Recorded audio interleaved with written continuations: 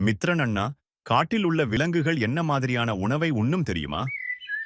ஆமாம் தஸ்வின், இது உண்மையில் ஒரு சுவாரஸ்யமான தலைப்பு.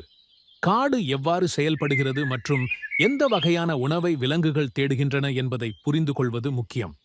உதாரணமாக, காட்டில் உள்ள குரங்குகள் பழங்களை விரும்பி உண்கின்றன.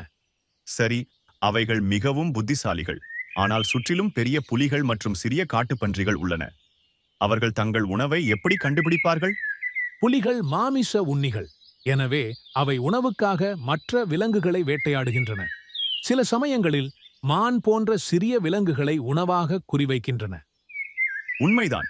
காட்டுப்பன்றிகள் பற்றி சொல்லுங்க. அவைகள் என்ன சாப்பிடுகிறது? காட்டுப்பன்றிகள் சர்வ வல்லமையுள்ளவை, எனவே அவை பல வகையான உணவை தேடுகின்றன. அவை தாவரங்கள், பூச்சிகள் மற்றும் சில சமயங்களில் சிறிய உயிரினங்களை கண்டுபிடிக்கும் போது அவற்றை உண்ணும். அது சுவாரஸ்யமானது. பறவைகள் பற்றி சொல்லுங்க. அவைகள் என்ன சாப்பிடுகிறது? பறவைகள் பல வகையான உணவை உண்கின்றன. சில பறவைகள் விதைகள் மற்றும் பெர்ரிகளை உண்கின்றன. மற்றவை பூச்சிகள் அல்லது சிறிய தாவரங்களை உண்ணும். எனவே காட்டில் உணவு சுழற்சி எவ்வாறு செயல்படுகிறது?